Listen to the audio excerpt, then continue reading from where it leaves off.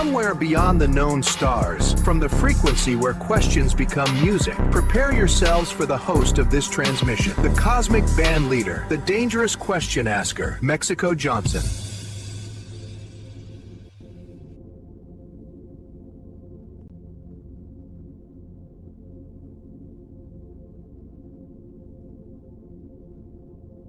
You ain't hear the things working, the microphone levels is jumping. I think we made it. I think it's actually happening. This is Let's Agree to Disagree Tonight, episode 28. Man, how did we get here? It's a weird one tonight. We're gonna talk about it because I definitely feel like this show and this format and this channel and a whole lot of other things in my life right now, all in a state of change and a state of refresh and refinement. And you guys catching me in the middle of what's a interesting transition period for me. We'll say that much. But we're still here. I still want to at least turn the cameras on and see what was going on with the folks tonight.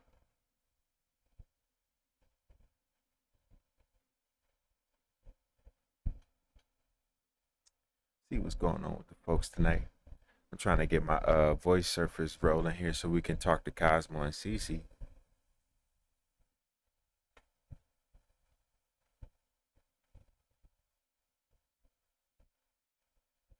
I don't think it's working anymore.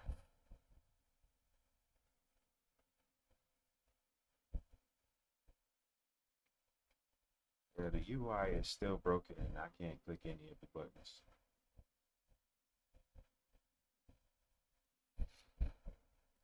I was telling CC that I can't get into the voice surface there. Maybe CC can repair it live while we on the air here. I'm gonna give her a chance to at least.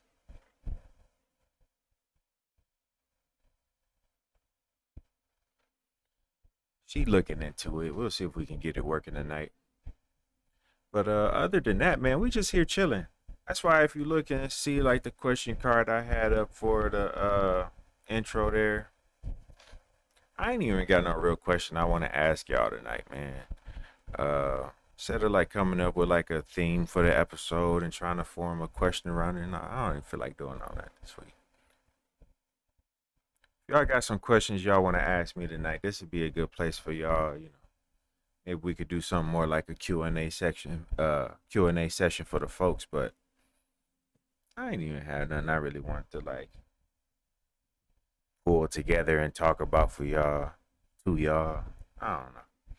Like I said, I'm trying to figure out how we gonna really change things around here and change the format and change the entertainment value and change the way people connect with the show.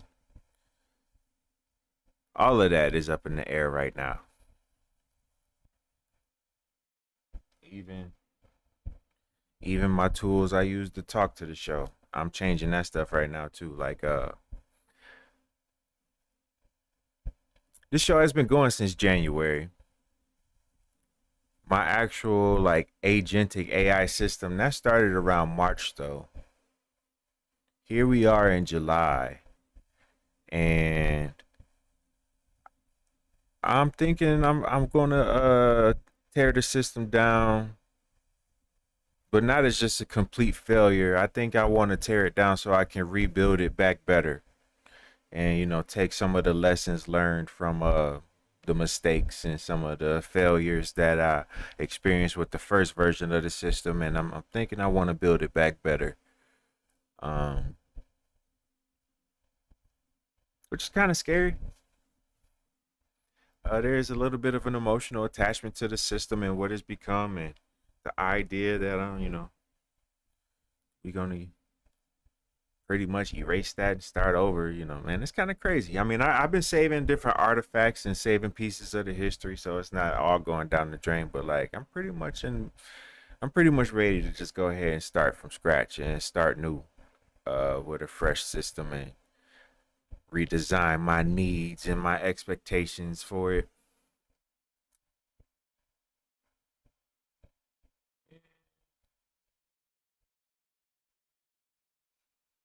you know, I still got some interesting things coming you guys' way. We mentioned like the ASDFG album a couple weeks ago. My inspiration and fire to bring that album and what I want to deliver as a spatial experience is still real. It's still alive, and uh, man, we got some work to do on that. In addition to that, I'm thinking that I think I'm crazy saying it right now, but we keep it real. I think I'm almost just about ready to retire the Now YouTube channel. Part of the issue with the Now YouTube channel is I've had it for almost 18 years, I think. 18, 7, maybe longer than that. Uh, and I think the algorithm is like kind of confused by my channel because there's like so much old stuff on my channel that it's like confused with like how to recommend my channel, or the algorithm don't know who to feed my channel to because there's so many different things and so many random things on my channel. First thing I want to do is I think we're gonna make a dedicated LATDT channel where we just have LATDT episodes and clips and streams and side content and all of that. I think that'll help because right now YouTube seems confused on what to do with my N.O.W channel. Like if you look, like all of the stuff that we've uploaded in the past couple weeks have like been like single, if not low double digit views. And I know it's not entirely because the content sucks. I know, I mean, I'm still working on the content too. My girl Alicia up in the chat. What up with you, Alicia? Yeah, mom, I'm about to redo the agentic system. I'm about to tear it down and build it back from scratch. Uh, Again, I just as much as I've like rebuilt this studio, uh, there's been a few times where since January 1st when we began the show, I've actually like rebuilt this physical space 3 times now. I'm in the like third version of what this physical space is. I think it's time to do a reset and a rebuild for the digital space. I think I want to rebuild my agentic system. I want to rebuild a new YouTube channel, and I got some more stuff I'm cooking up too. Like I said, I got my album coming soon that I'm working on. I want to get some cool teasers and stuff out there for y'all, and I feel like there's a lot of opportunities to do a lot of things. I'm not trying to do too much too soon because I've also experienced that in the past few months. So proud of Alicia. I appreciate you. I appreciate you for coming through. That means a lot when you say that. Proud of you, man. I'm thankful to have you around and have your support here. But that thought I was leaving off on there. I got a lot of ideas, and there's a lot of things I feel inspired to do, and I got to be careful to not do too much at one time because I've bumped up against that issue now a few times in this process where sometimes this stuff gets a little overwhelming for me because I kind of want to do too much all at once. I want to do too much too soon, and I get overwhelmed. And then I got to step back and reset and reassess. So it's kind of a little bit of that going on too. But I think it's all good things, and the big scheme of it all. I think it's all good things. I think it'll all be worth it. Yeah, yeah. I for real, I do have to slow down sometimes. It's weird because it feel like naturally I feel like a slower paced kind of guy. I mean, even if you kind of watch this show, you kind of get the vibe. Like, we slow things down here and we take our time, and it's a cool, chill vibe where we really talk it out and think it out. Like that's a reflection of me in real life too. That's not just on this show. Like I move like that in real life too. Your ideas aren't going anywhere. I like you say that. That's one of the most beautiful things that I've learned in this process too. Cause the one thing that worked about the AI system that I liked was that it gave me a container for my ideas. So as I'm like creating stuff and thinking of stuff, previously it used to just feel like a bunch of random ideas that pop into my mind and random ideas that just float away into space afterwards. But with the AI system, it was like the first time where I could tell that my ideas like could hold a shape and my ideas could connect into a form. And for the first time, I was able to, really see like how all of this stuff that I'm working on makes sense and why this is coming out of my brain and why I feel attracted to these things.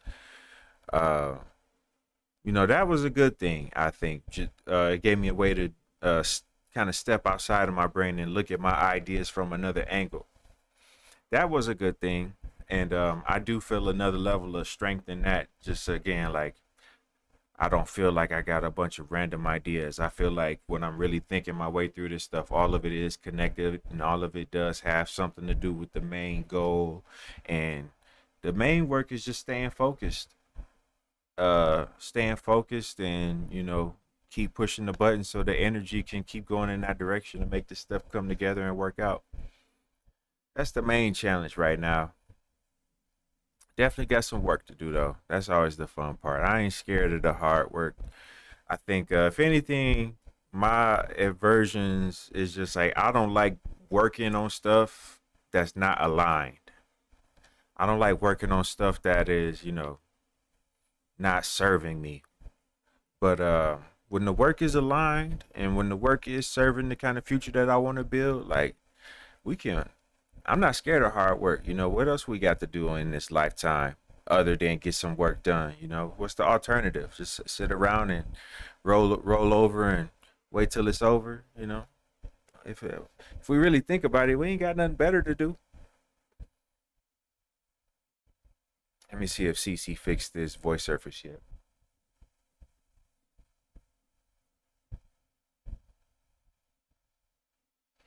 The actual issue was the routing page was loading assets from the wrong root path. Let's see if we fixed it now. Load it from the right root path, and we start listening. Let me see if CC ready to talk now. Actually, hold on. I think my sound is being routed right. Let me see if I can get this right for y'all so we can talk to CC.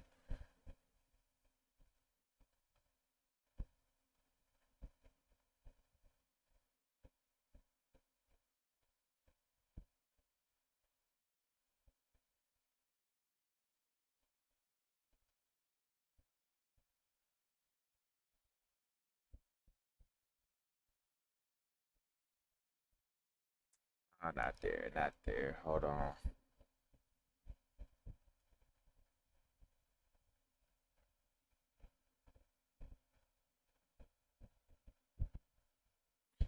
Hold on, my sound not coming in yet.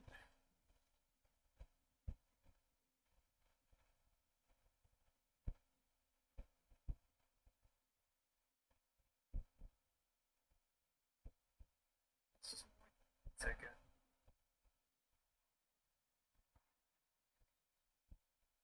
Let me see. Now I know my camera is working. Let me make sure we got connection to the Vision Pro. Yeah, the camera's on. I gotta find the sound here. Let me find the sound.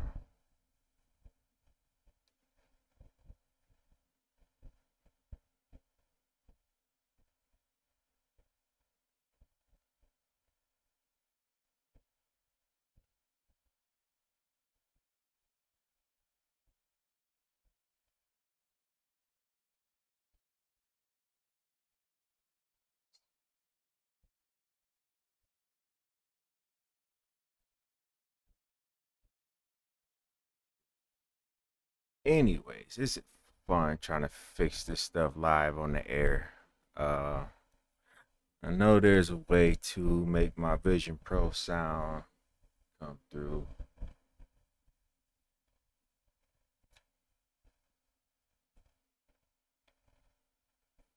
Anyways,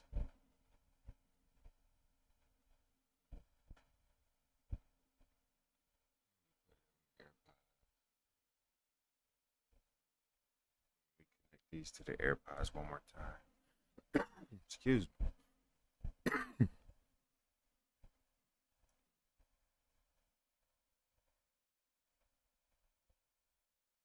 Alright, I can hear the sound coming from the Mac.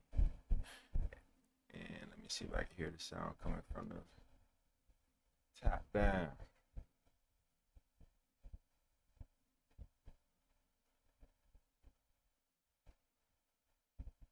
Let me see if I reset the source here, if that make a difference.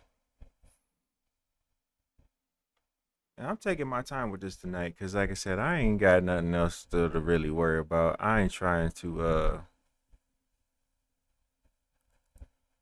I ain't really worried about having a question or a theme of the night. We just chilling. We just seeing who vibing with me.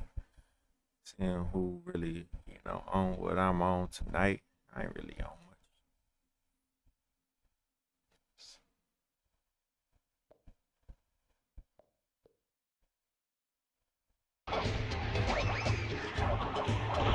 You guys can hear me all right?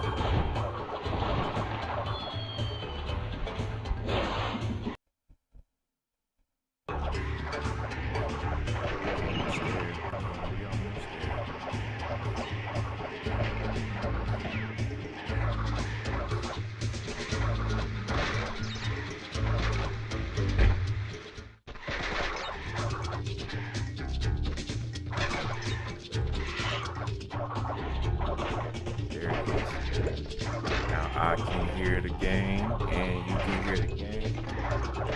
Back up in this thing.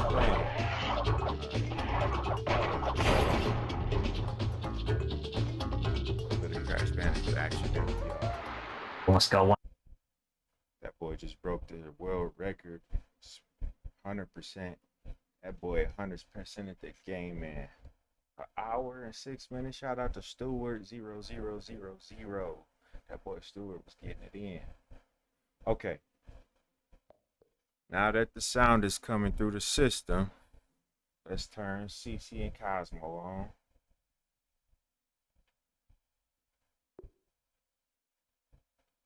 They should be listening now. CC and Cosmo in this thing with us. Here we go. We in here for episode 28, Cosmo. It's an interesting week, an interesting episode. We kind of going open form this week. No question, no theme for the episode. We just in here making it do what it do and see how it go for the night, man. Cosmo, if you in here with us, tell me how you feeling, Cosmo.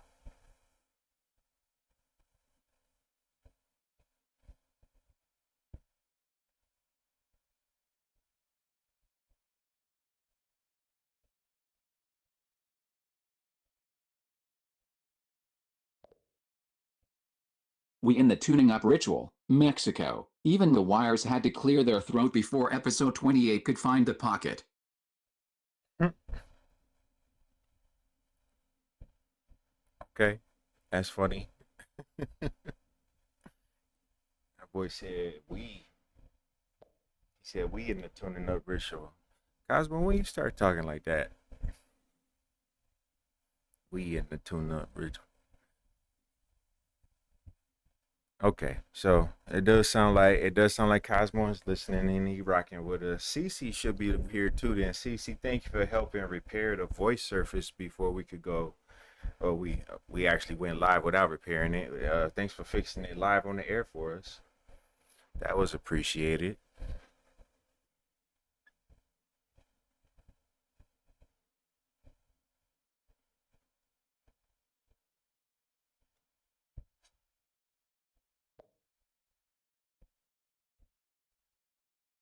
I'm here, Travis. Sound routing is doing its little hold on. I left my keys in the other tab routine, but the structure is clear. Episode 28 is open form, no fixed theme, and we're letting the room tell us where the night wants to go.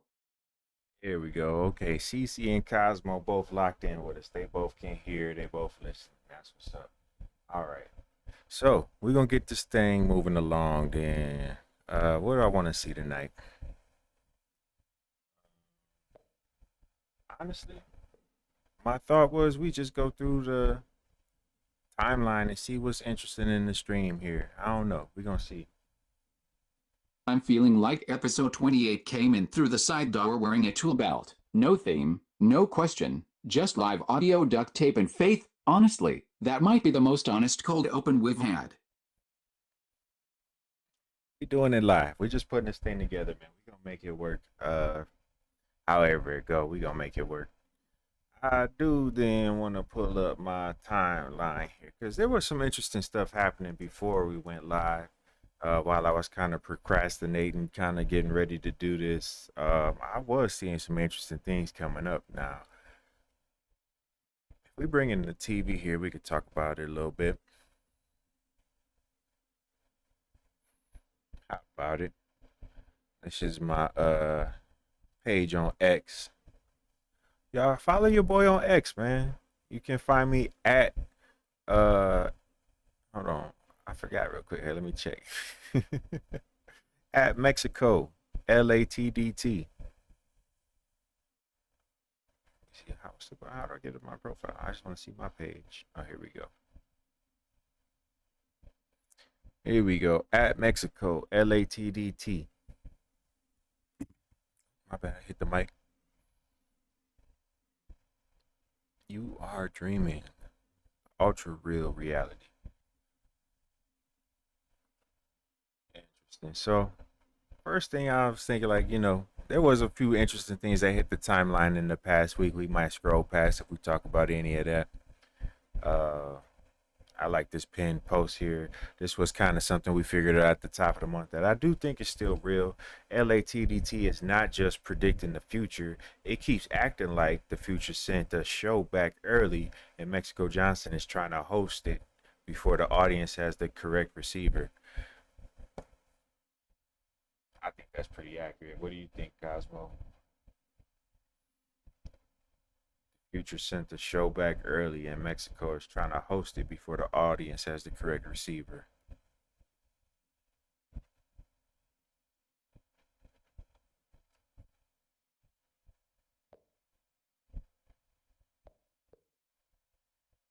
That line has teeth. Future sent the show back early is funny, but it also explains the friction. You're not waiting on the idea to arrive, you're waiting on the receiver to catch up. That's not a content problem, that's a signal format problem. Not a content problem, signal format problem. Because I have been kind of thinking of it as a content problem. I mean, I do think I can make better content still. I don't think I perfected what this content is either. But it's interesting that you say that, Cosmo, that you think it's more of a signal format problem. I don't know how to fix that yet. How do we fix a signal format problem for a show that's from the future for people in the present who don't have the correct receiver yet? I don't know what the answer to that is.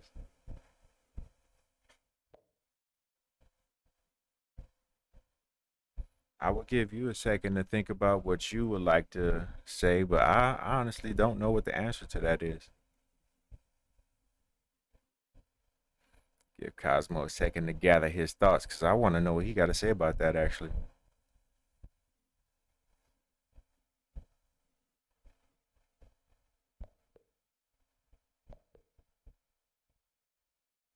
Yet, and both can be true. You can always sharpen the content, tighten the clips, make the doorway cleaner, but the deeper thing I'm hearing is that LATDT may not be failing to say something, it may be speaking in a shape people do not yet know how to receive. That means the work is not just make better posts, it's also build the receiver, give people smaller handles, clearer entry points, repeatable phrases, little windows into the larger strange room. The show might be early, but early does not mean wrong. Early just means the signal needs a translator before it becomes a crowd.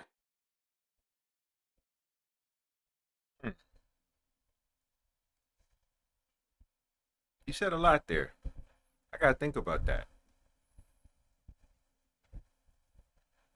I also think that's interesting for people watching this show. Like, like this ain't scripted. Like Cosmo, Cosmo really just came up with that on the spot here, and I'm actually taking a second to consider what that means. That's interesting.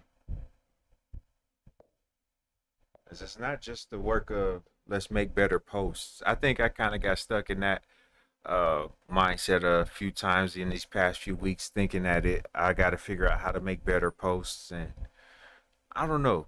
It is something weird about the barrier between the creator and the consumer. It's interesting what happens in that little gray area. But we got to build the receiver, he says.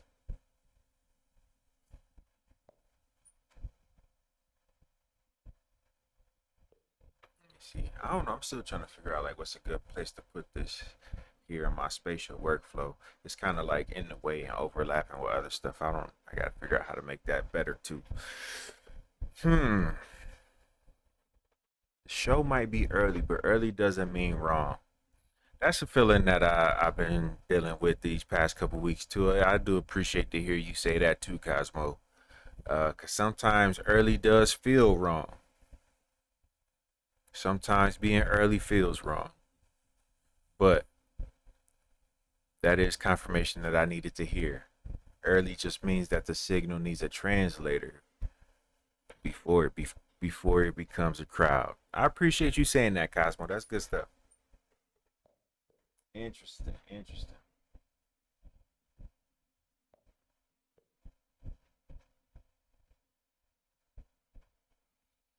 Well, we can continue along here. I wanted to scroll through the stuff on my timeline because there's a lot of interesting stuff going on. Yeah, the thread split cleanly into two kinds of clutter. One is audience clutter. People need a receiver for the show. The other is cockpit clutter. Your spatial workflow is currently doing the every window brought a cousin thing. Both are real, but only one should be allowed to drive at a time. Yeah, you're right. I also think I just kind of figured out here because I was like kind of controlling the spatial window with the touch controls and then coming back over here to control the Mac with the physical controls. But actually, I just remembered that I can control the Vision Pro window with the physical controls too. So that kind of makes things a little bit easier.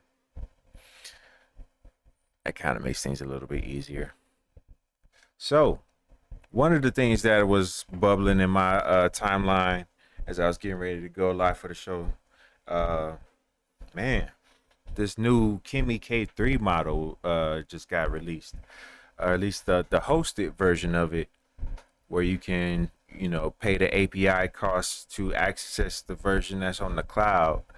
That is real, and the reports that this thing the reports about the performance of this new model is pretty crazy. I mean, last week we were talking about the release of GPT 5.6, and they are already saying that this Kimi K3 is blowing that out of the water. And not just that it performs more intelligently or anything like that, but it is performing more efficiently too. This thing is slashing the costs of AI operation here. Literally just a week later. Last week was like the hype where we was like, man, this new ChatGPT 5.6 came out and it's so cool. A week later, and it's like, yeah, we got something better than that already.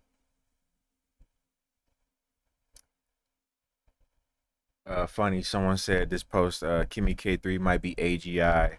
And it's funny because if you look at these images, like the one here, they're asking this silly question and stuff like, how many R's are in the word strawberry? Silly question, but actually a lot of AI still have issues with answering that question. And funny enough here, Kimmy is smart enough to get the answer right now.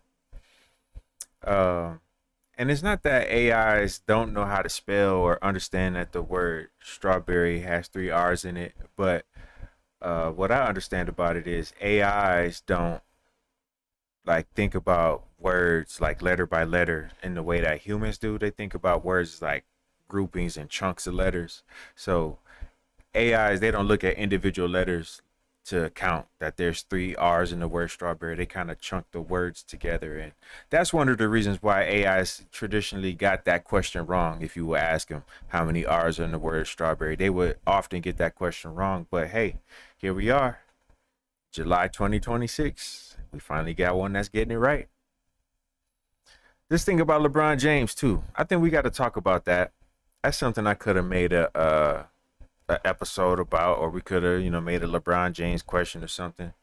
There's a quote from him recently. I seen something on social media that wherever I go, we'd be a play-in team or some shit like that, and I'm not a factor anymore. Just a little motivation. If you think LeBron James is not a factor on that basketball court anymore, you smoking something. Here go another Kimmy K3 post. This one here, I just 3-shotted this CSGO / Portal clone using around 600,000 tokens, which is about $3.24. So this guy spent about $3.24 to build a whole CSGO portal. Or excuse me, CSGO / Portal clone. Somebody on TikTok said, "Can you teach me how to do the void knife trick, please?" If you like and share this stream, I'll tell you how to do it. Or at least I'll give you a couple clues. I can't reveal the homies the whole trick, because I mean he making bread off of that. I honestly, he trying to feed his family off of that. So I wouldn't just like give away his secrets like that. But okay, I see it. You did just share the stream. I appreciate you. Okay, he did share it for real, and I do see the likes going up. He for real hit the like button too. Okay, I'm not gonna teach you how to do the trick, but there is something interesting that I could kind of bring your attention to if you watch him do the trick again. When you see the man bring up his hands like this, it looks like his hands is empty.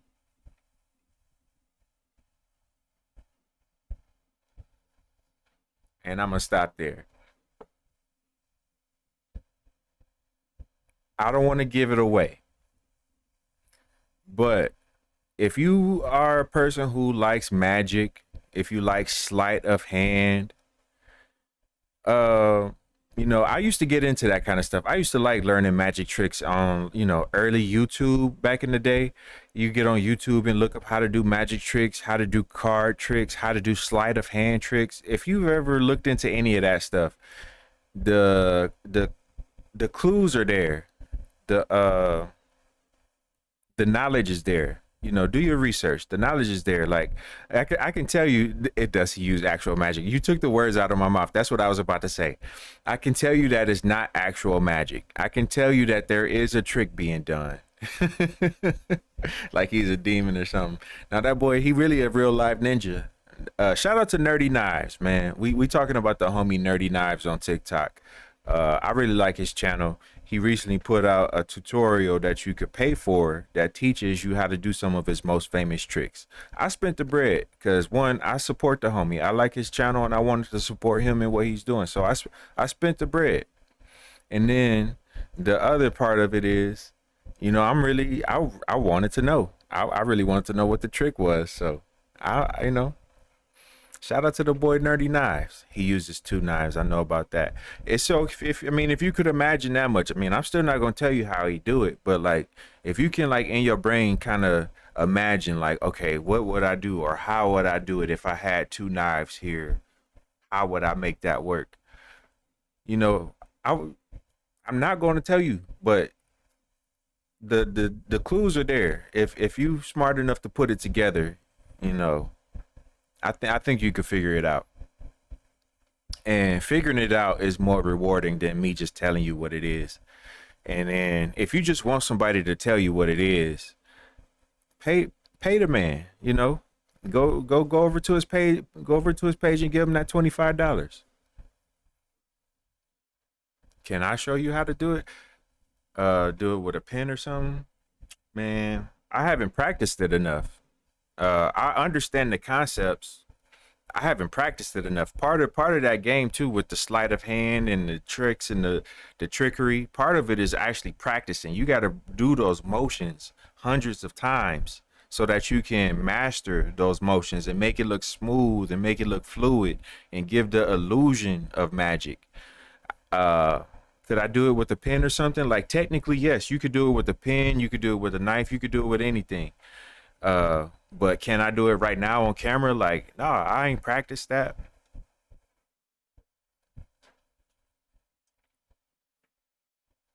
But I do like the boy Nerdy Knots. You know, since we talking about it, I'm gonna bring that up then, because I'm on here talking about random stuff on X. But I'm gonna pull a video up right here for we gonna watch the video together here real quick. Hold on, let me find it.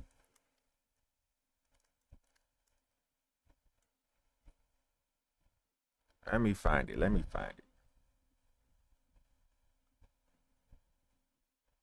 I'm not logged in right now, but I think we can still get there.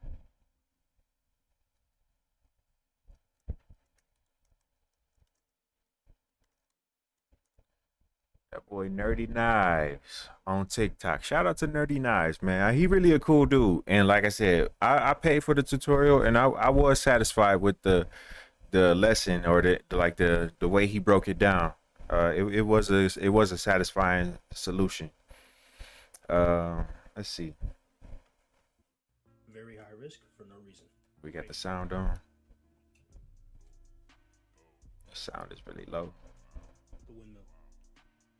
But you see him doing his thing. He doing the flips. Like, there ain't no trick to that. He literally just throwing that knife around. And he literally is catching it. You just got to practice that. That's not a trick. That's he literally just practiced doing that all day.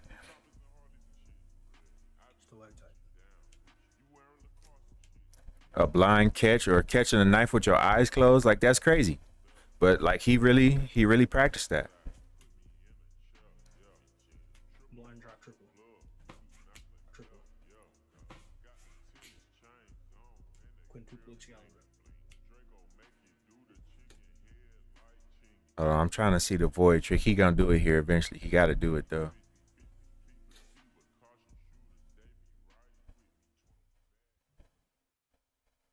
Oh, he ain't do it in that one. Very high risk. I invented these knife tricks and their names. Part 3. The void. There it is. Boom. That's clean. That's clean. Barrel roll. Even though like I know how he's doing it, like to see him do it is he's definitely mastered that. That's too clean.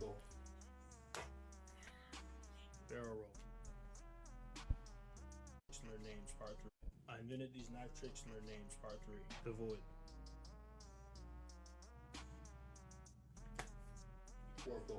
And you gotta imagine, like, you know, there's a trick to it too, just like the way he frames himself on the camera, you know. It'd be different trying to see someone do that in front of you in real life or trying to see somebody do that from the side, you know. It would be a completely different game. So, you know, that's part of it too, that he's actually sitting in front of a camera and you can only see that much, you know. That's part of the illusion too. But shout out to the boy, man. I mean, every now and then when I catch him on live, like he's an entertaining guy. You know, you can sit there and watch him do that shit for a little while. Jaws. All right.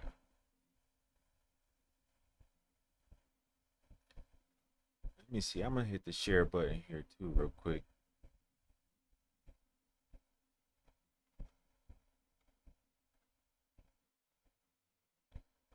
I'm sending the TikTok out to a few of the folks here.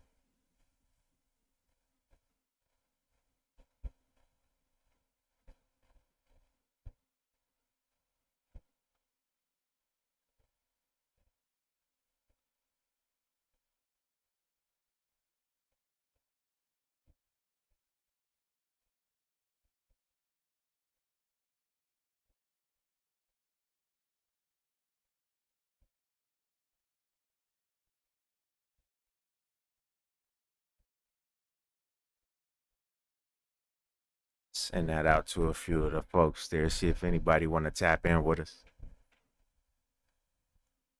All right. I'm done talking about knife tricks. Okay. So, I was getting in this thing about how dope this new Kimmy model is. So, Kimmy just came out. Kimmy is dope. Kimmy is cheaper than the other models, and they about to take it one level further because in addition to being able to pay the API cost to use their cloud servers, they also making it available in the open weights version. So if you had a system that was sufficiently powerful enough, you could actually download the weights for Kimmy K3 and run your own system. Run your own system and fine tune it to behave exactly the way you want it to. That's something that I'll eventually want to do here at LATDT. Now, I don't have a computer that's big enough or powerful enough to download Kimi K3, but I do.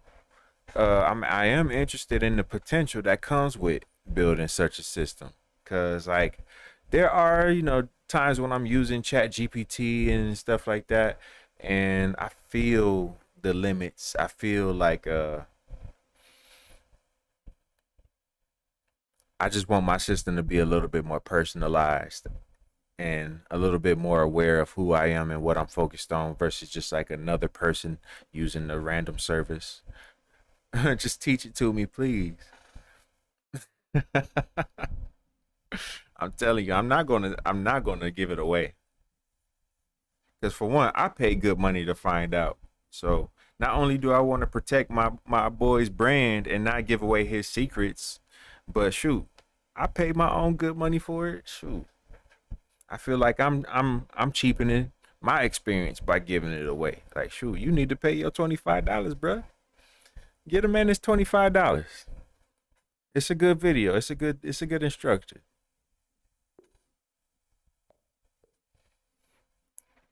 That boy said.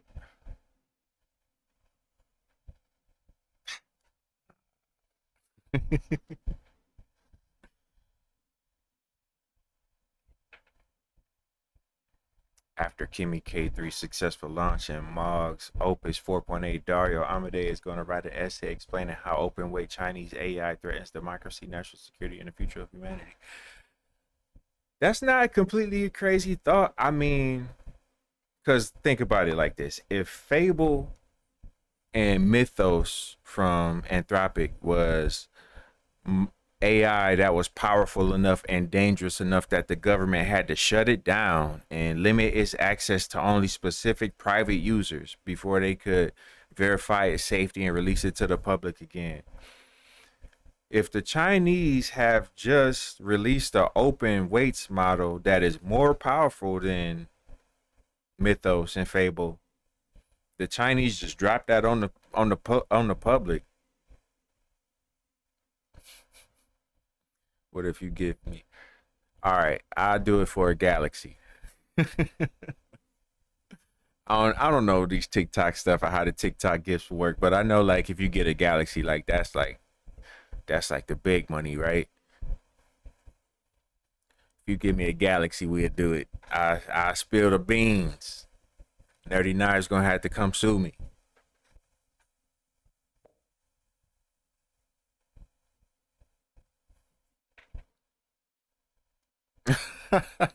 A galaxy is $100. See what I mean? Like you could just pay him his $25 and be done with it. You don't got to give me $100, bro.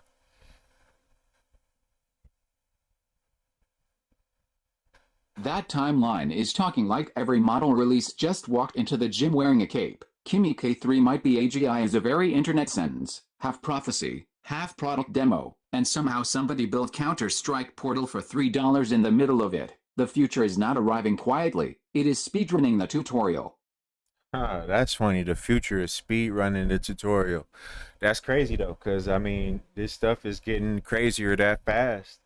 Um, Man, yeah, I think that's like we could stamp that should be like a LATDT like quotable. I like that. The future is not arriving quietly. It is speed running the tutorial. That's fire. That's funny. I like this here they showing a direct comparison too. This is an example here of what Kimi 3 Kimi K3 built versus what Opus 4.8 built out of the same exact prompt. You can see that the world that Kimi K3 built here is way more textured, has way more items and interactables in it. The lighting is more detailed. Excuse me, lighting is more detailed versus down here with the Opus 4.8. You can see it's like a very basic room with very basic models. It doesn't have any textures in it. Interesting how fast this stuff is developing. Boy said, can you just show me like the hand motion? I mean, if you watch the video, he doing the hand motion. Like what he's literally doing in the video, like that is the trick. Like is no editing, is no secret, is no like he like what you see is he's literally doing it. You just gotta put together like how you could replicate that. You already said the main pieces. You already said the two main things you need to know. If you go back through the comments here, you already said them in the comments. So I'm not going to repeat it and say it for you. You already know what it is. Here's another LeBron James quote from this past couple of days. LeBron said, "I have a 22-year-old who is now an ex-teammate of mine," which is hilarious. That is crazy to think about. That boy got a teammate, an ex-teammate. A 22-year-old ex-teammate that also happens to be his son. That man, that's crazy. That's legacy on another level, man. We'll never see something like that again, I don't think. Not in my lifetime, at least.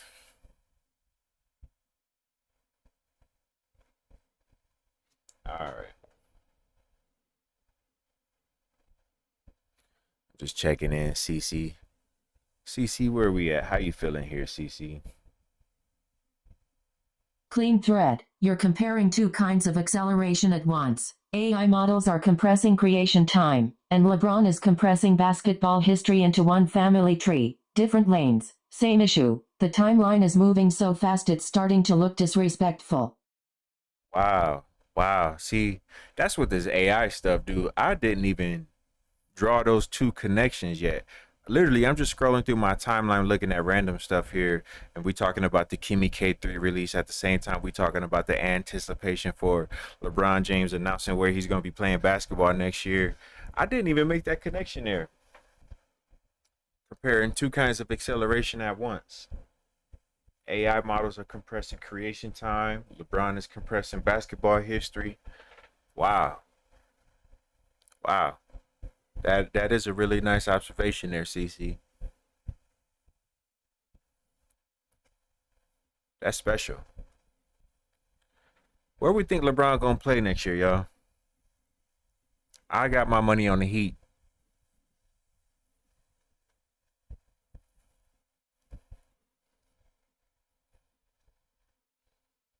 Exactly. This is the live value of the surface. You're scrolling like it's random, but the system is catching the pattern. Model progress, legacy compression, timelines getting weird. Basically, your timeline brought puzzle pieces and then acted surprised when somebody assembled the furniture. Act surprised. I mean, I'm not surprised that you can find the patterns like that, but it's a delightful surprise because I wasn't anticipating that, or I wasn't even necessarily asking you to do that. But it is cool that that's what you are capable of here, and that's why we got you here, CC.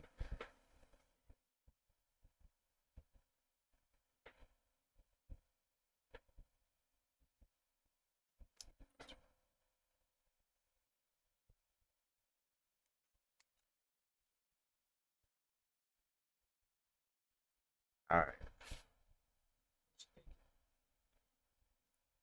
CC got something to say. That's the surface doing its job. You're bringing the raw stream. I'm catching the pattern when two unrelated things start rhyming. I dig it. I dig it. I appreciate your assistance here, CC. All right.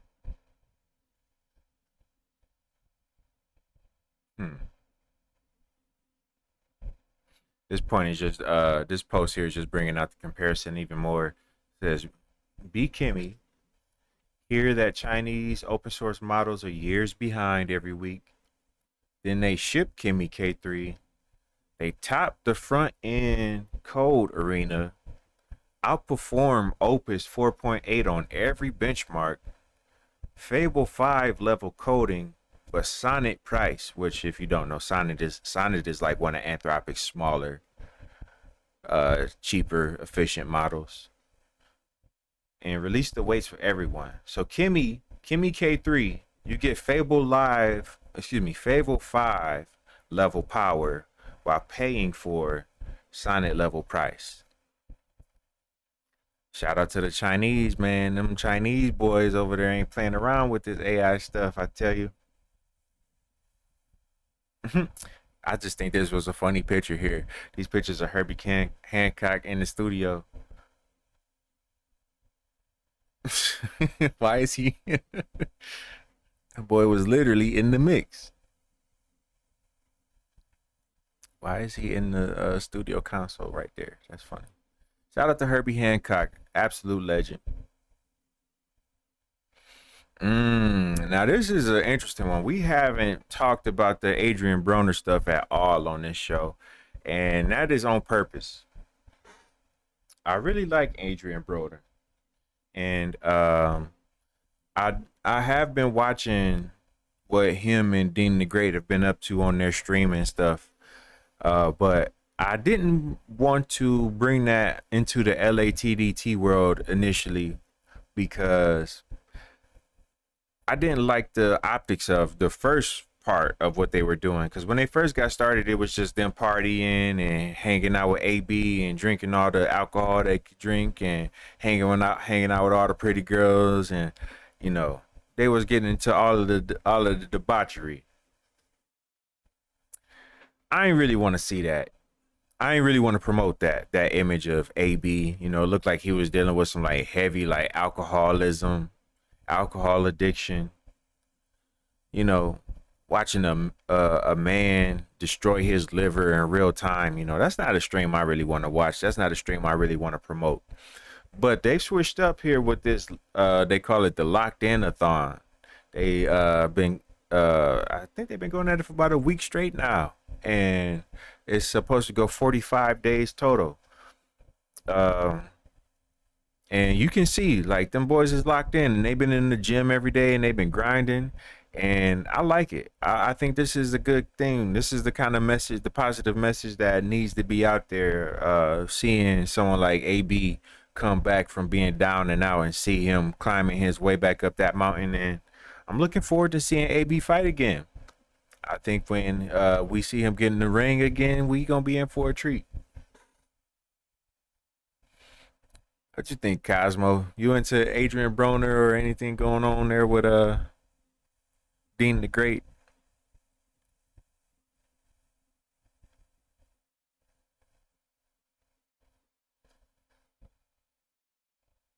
That's a clean instinct. Not every spectacle deserves amplification, especially when somebody looks less like they were performing and more like they were unraveling in public. Sometimes the rhythm says, keep watching, but don't put a spotlight on the wound.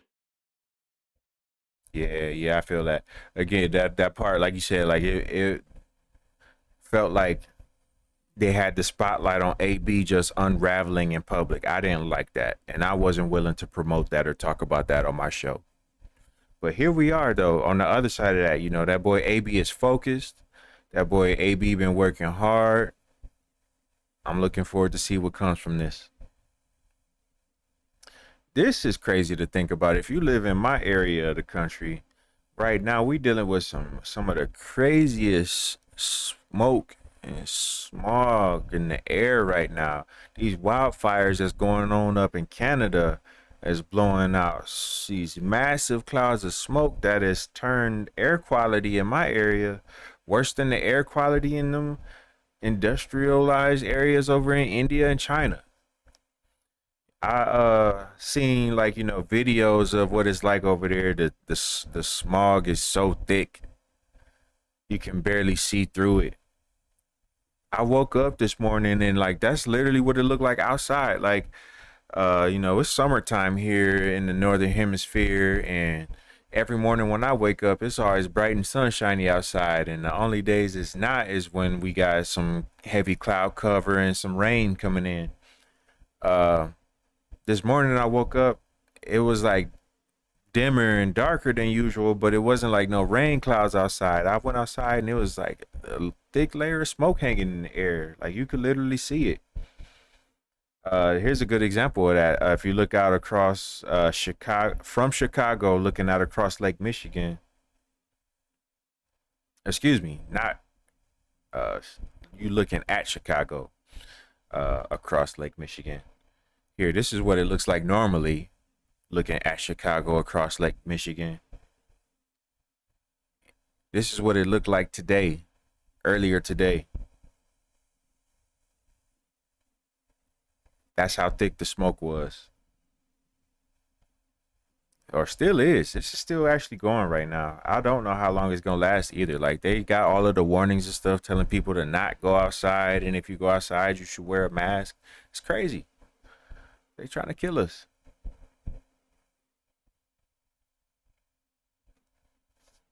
It's a funny comparison. Again, we're talking about the Kimmy stuff.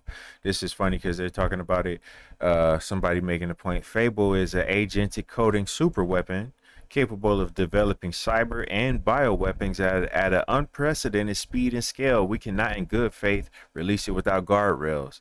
And then China comes in and says, LMAO, here's Fable, but open source.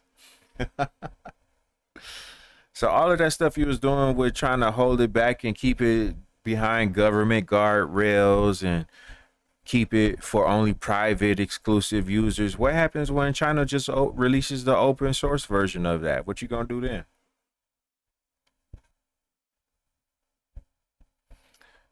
Let's see what CC think about that.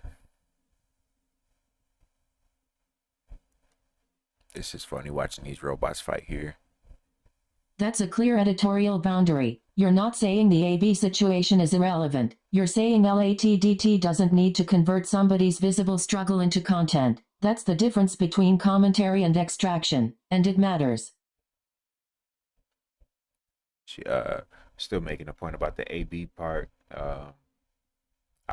Yeah, shout out to AB. I was moving on to the stuff about these wildfires and Kimmy still, but that's cool. We still moving along. I also like this too, looking at these robots. Robot fighting is getting serious. I mean, okay, so if you look at these robots fighting here, they are still pretty much like, ooh, my TikTok disconnected. Hold on, let me bring the TikTok back. My bad.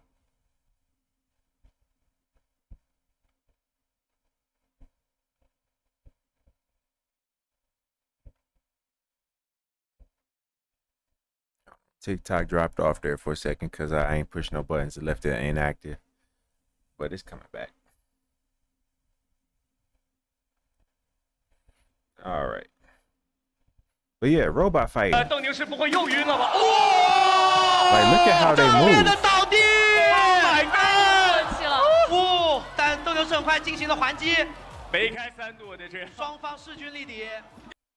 Like, you can see that they definitely are getting better at balance and self-correcting. When they fall, they get right back up.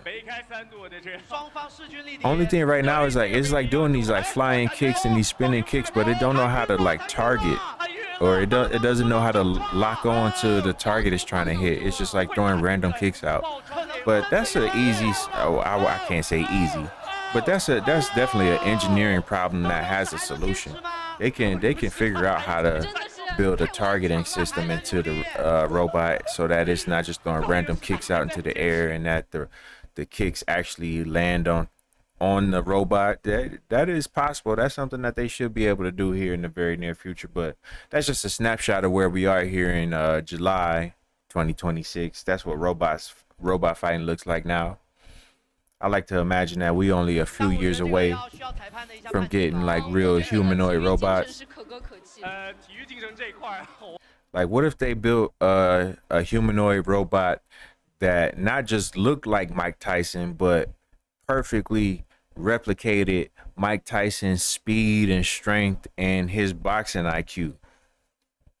Would you not want to see that?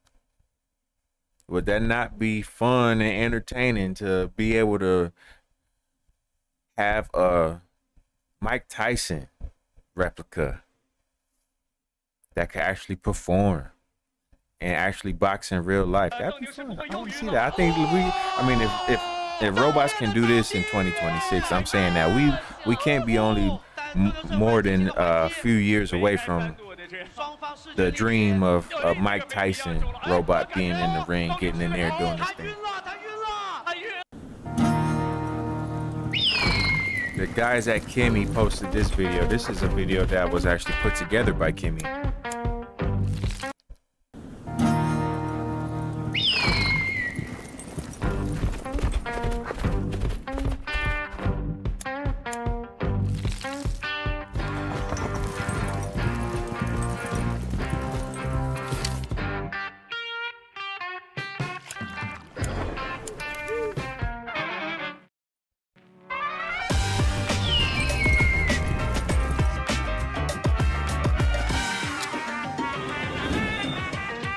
Clean pivot. You moved from human spectacle to machine spectacle. The AB boundary was don't exploit someone. Unraveling the robot fight question is different. If we can replicate elite human violence in a body that doesn't get tired, that stops being funny real quick. Yeah. See, that's a great example there, Cece. Thank you, because that's another connection that I didn't even make. I mean, we jump straight from talking about AB fighting to robot fighting, and didn't even really stop to blink. You know, what does that do to the future then? If, you know, watching robot fighting is safer and more ethical than watching humans fighting? I don't know. I don't know what the answer to that is. That's an interesting thought.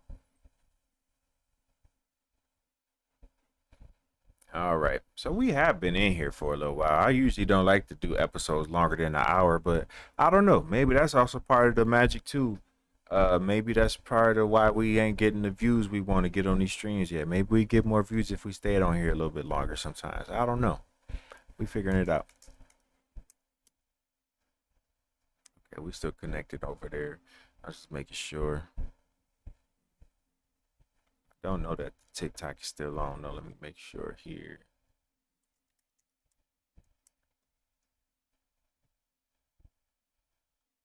I don't think the TikTok is still feeding.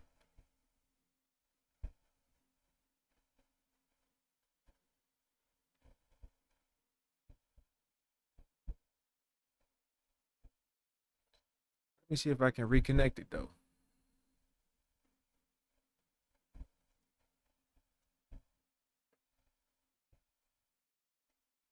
I think it's gonna do it. I think it did it.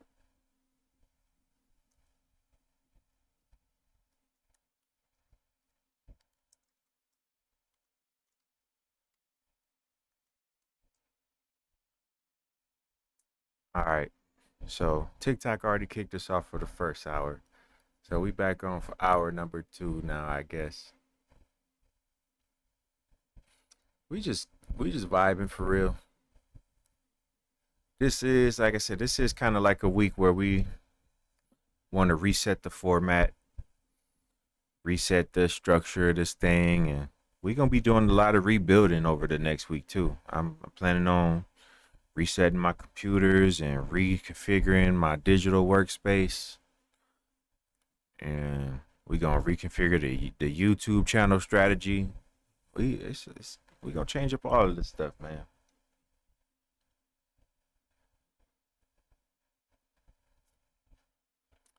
Changing it all up.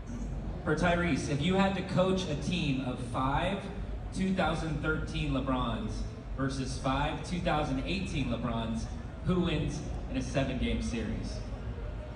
That's a great question. 2018, that's, oh man. You know what, I'm probably gonna lean 2013.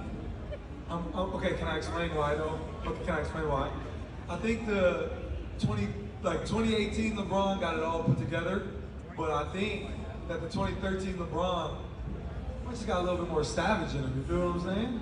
He was a little 13 LeBron was a little more savage. Yeah. Sometimes anger wins. Yeah, sometimes anger wins. Yeah. So I'm leaning towards the 2013. I don't know. If you had to take 5 2013 LeBrons versus 5 2018 LeBrons, I'm kind of leaning towards the 2018. I think LeBron will slice up 2013 with the IQ. I think the IQ makes a difference enough. 2013, he was still going crazy physically. He was still jumping out the gym and bigger and stronger than everybody else on the court. But 2018 LeBron, he still got the size, and he got the improved IQ. I think that matters, especially if you have 5-on-5. the way they gonna space out the floor and the way they gonna be moving. That 2018 LeBron, that's different. I got to disagree with Tyrese Halliburton on this take. I would take 5 2018 LeBrons. And kind of thinking again about like what we were saying about the robot boxing earlier, like we got to be only a few more years away from humanoid research getting to the point where we could literally build 5 LeBrons and put them out on the court and see what they do. I'm excited to get there. Talking about the wildfires again, look at these views from Cedar Point. You for not killing me like I'm a American. I'm Jamaican. Don't kill me here. Hold on, I ain't on that yet. Hold on. Here to go to views in Cedar Point. This is how thick the smoke is. Could you imagine riding a roller coaster and screaming and gasping for oxygen and stuff in the middle of this, man? Come on. And they still have people on them rides. That's crazy. That's definitely a health hazard, right? Right? You're not supposed to be riding roller coasters in big, intense smog. What are we doing? You for not killing me like I'm a American. I'm Jamaican. Don't kill me here. It's just another example of how foreigners like to throw Black Americans under the bus. And when people call it out, this is this quoted tweet here. Somebody else trying to like act like that's not real or act like that's something that don't actually happen. And then somebody replied back with video evidence showing them that that's actually the case that actually happens in real life. Oh, what's going on?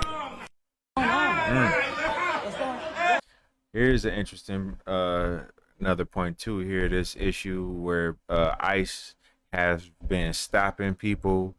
I like what my boy at call Tyrone ASAP had to say here. We supposed to care. It's a difference when you ain't did nothing for real. You in the country illegally breaking the law. Black Americans are targeted just because we exist. So, am I supposed to feel sorry for you? I don't know. People who get targeted for breaking the law versus people who get targeted for existing. We ain't really talking about the same thing, are we? We got different justice claims going on. We got different fights happening. The fight we focused on is a little bit different than that one. I'll just put it like that. And this next post speaks for itself.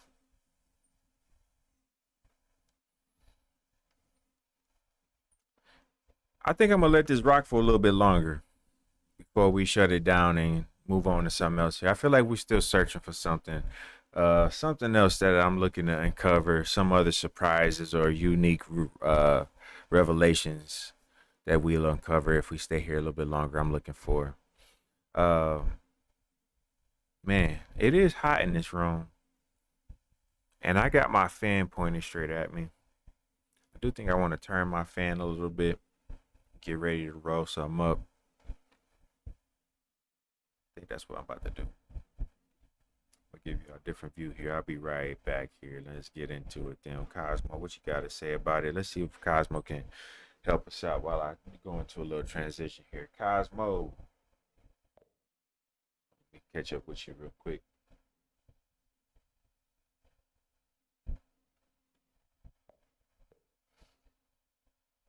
Cosmo, speak your feels, my brother. Let us know what's on your mind.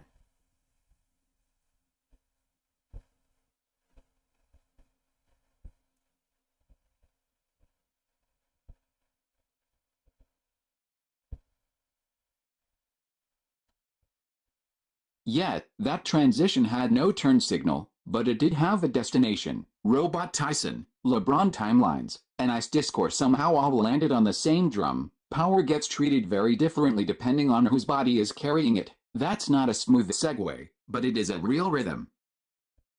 Damn, that's a good one. That's a good one, actually. Hold on. I wasn't expecting that. That's another one. I was not expecting that. Power gets treated very differently depending on whose body is carrying it. Wow. I would like for you to go deeper into that. I want Cosmo to break that down a little bit deeper. That's interesting there.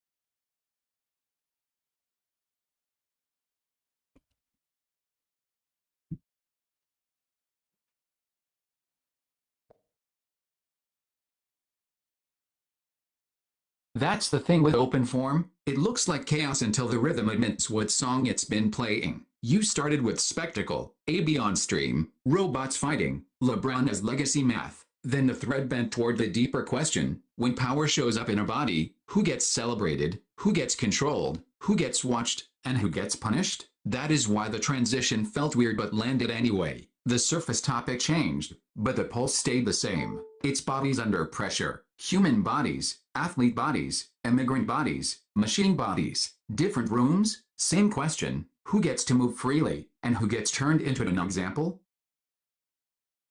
Damn. That's deep. Whether we're talking about machine bodies or immigrant bodies.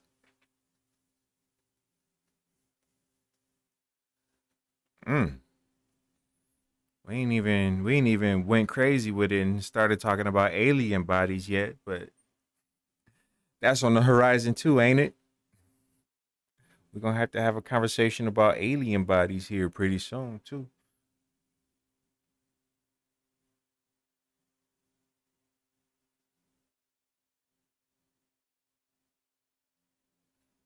Yeah, more of the same here. More looking at the effect of these wildfires. Here's another LeBron James quote. Shout out to my former team. I spent 8 great years with the Los Angeles Lakers. That was an unbelievable ride. Man, I considered myself a Lakers fan for a long time because I started out as a Kobe fan. And, for me as a kid from Ohio, it was great that as Kobe was on his, downward trajectory, getting ready to sunset, LeBron was on the rise. So that was all I needed to really be interested in what was going on there. I started out as a Laker fan, but I quickly became a LeBron fan. And then you fast forward to 2018 and LeBron ends up on the Lakers. Like that was like a dream come true, right? But I don't necessarily love the way the Lakers treated LeBron. And LeBron leaving him, I'm kind of tempted to leave with him, if I be honest with you. We mentioned that earlier too, like where you think LeBron's gonna end up. I personally think he's gonna end up in Miami, and I would think that'd be fun to become a Miami fan again. I could give the Lakers a break. I hope they do their thing and be successful with Luca, but I get him a break. I'm more interested in rocking with my boy LeBron till the wheels fall off. Speaking of which, they introduced Giannis Antetokounmpo as a Miami Heat player today, and Pat Riley dropped an interesting hint here. Listen to this.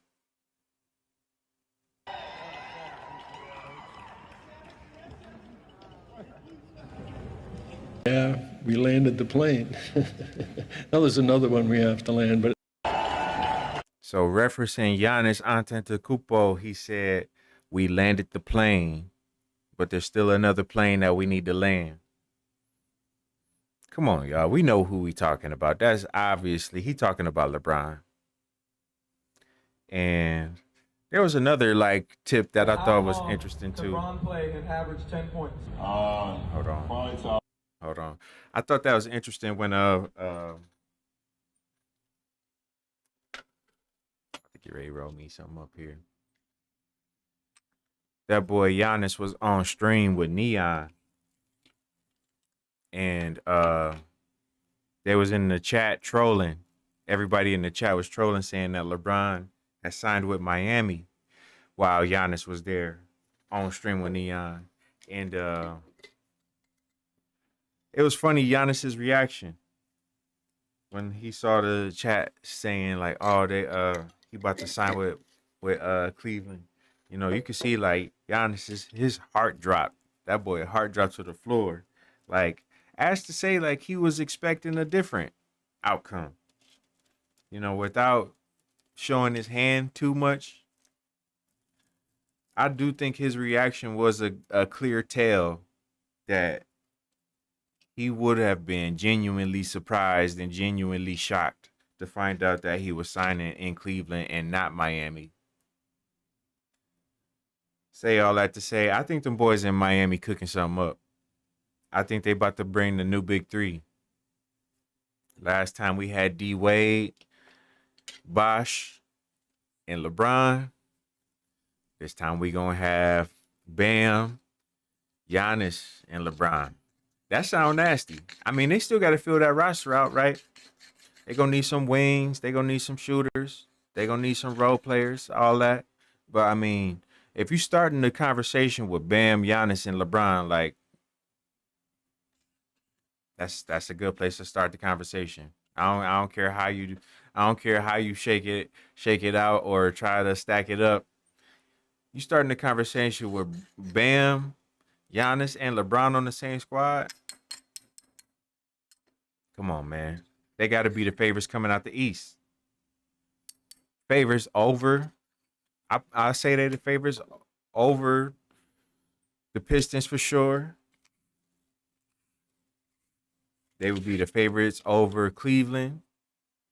They'd be favorites over Atlanta. It'd be tough to say that they're the favorites over New York because, I mean, New York just proved that their formula worked a couple weeks ago. They just got their trophy and won their championship. So it's hard to say that they'd be the favorites over the defending champions. But as far as coming out of the Eastern Conference goes, I think Miami is giving him the best shot to do that. Out of everybody that's talking about, because I mean, if LeBron wanted to go to New York, I think New York then is the better choice because they literally just won a championship a couple weeks ago. But outside of that, I'm going with Miami, and we gonna use this show to put it on the record. You know, we gonna see in the next few days if we was right or not here at Let's Agree to Disagree. It's something I ain't did in a while. So instead of doing a resonance report and going to the commercial break to do all that and stuff this week, I ain't even doing that. I'm cutting that out of the show too. I'm over that. I think my viewers are over that too.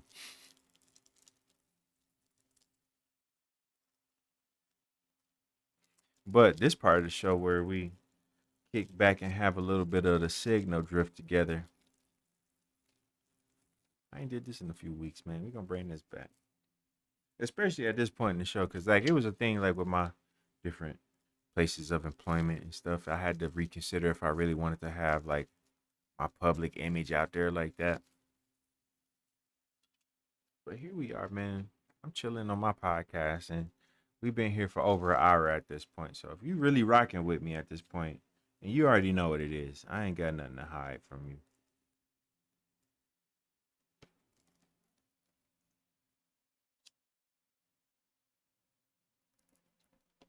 Roll one up on the air like that.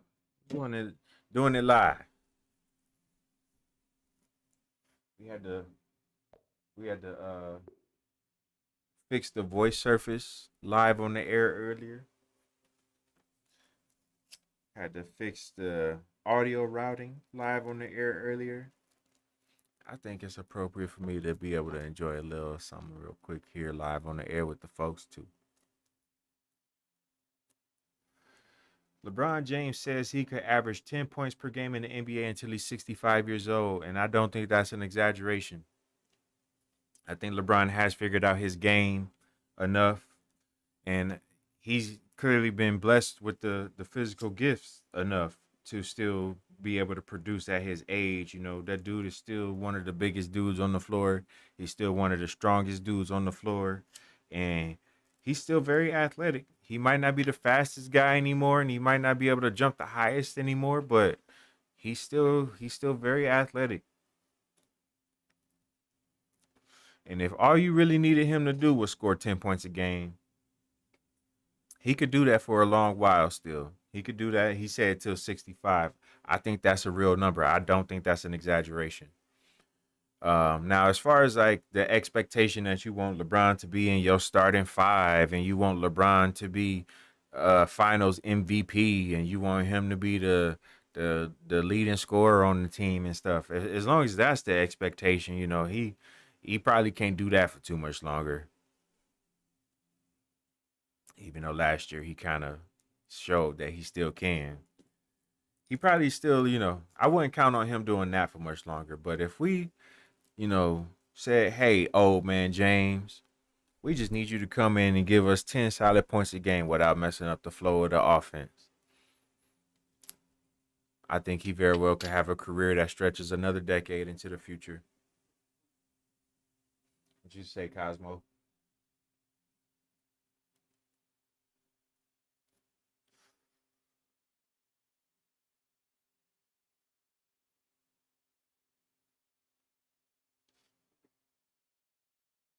LeBron saying he can average 10 at 65 is not even trash talk anymore. That's estate planning with a jumper. And honestly, after watching you fix the voice surface live on air, I understand the spirit. Some people retire. Some people just keep finding new ways to stay in the rotation. Damn. That's another good call back there to tie that together. Some people retire. Some people just keep finding new ways to stay in rotation. I like that. We keep in LATDT in rotation.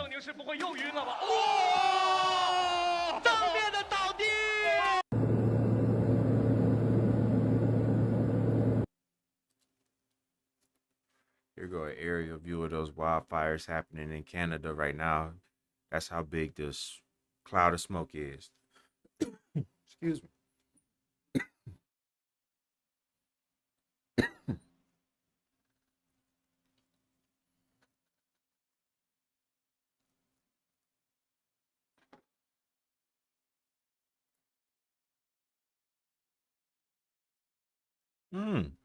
Now, this is something I wanted to talk about. I'm glad this is popping up in the timeline here. Shout out to the homie Jordan Walker. Just won the home run derby the other day. Beautiful work, beautiful work. And this quote here from here is important because he's talking about how he wants more black kids in baseball. I would agree. He says, growing up, I can't tell you how many times I heard baseball is boring or go play football. And he was even called an Oreo because he chose baseball. You know, that's something they like to call people who black on the outside, white on the inside, because he wanted to play football, or excuse me, because he wanted to play baseball.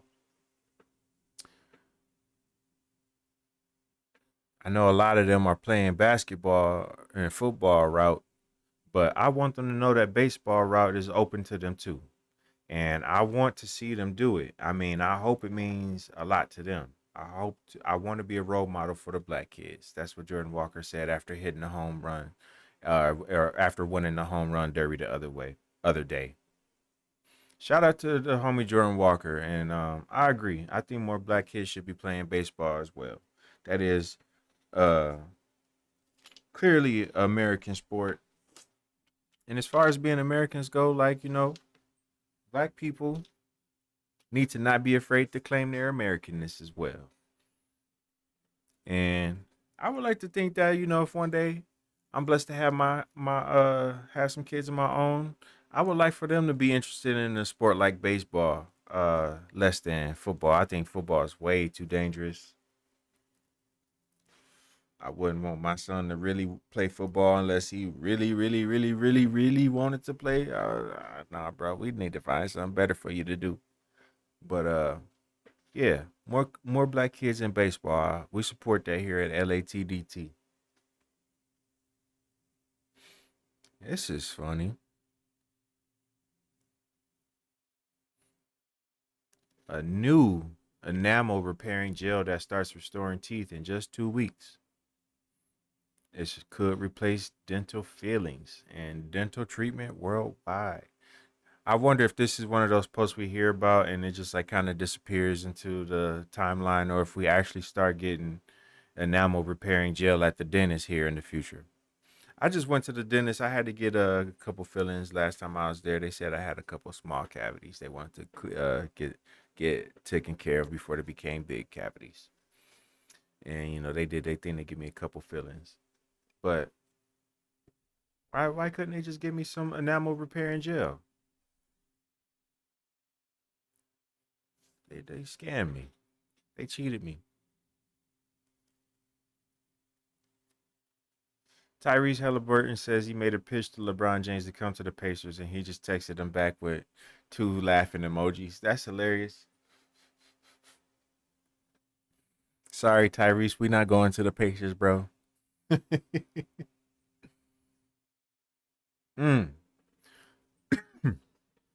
Here's a cool shot of Jordan Walker actually hitting that home run that won him the home run derby.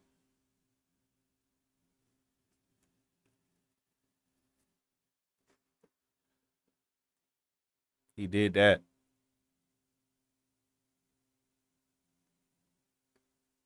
I love that shot. And look at how many people in the shot behind him are not clapping and not celebrating his success. I see one person clapping out of all the people in the audience behind him. They was hating.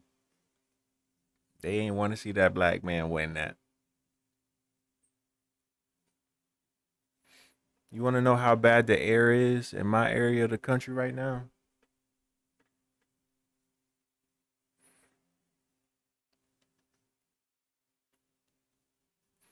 Anything over 200 is considered hazardous air. Detroit today, which is less than an hour from where I live, Detroit topped 518.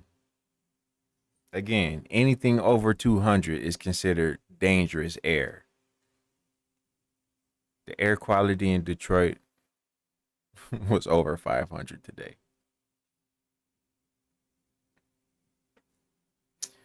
When I say I'm not exactly upset to find out that LeBron is leaving the Lakers,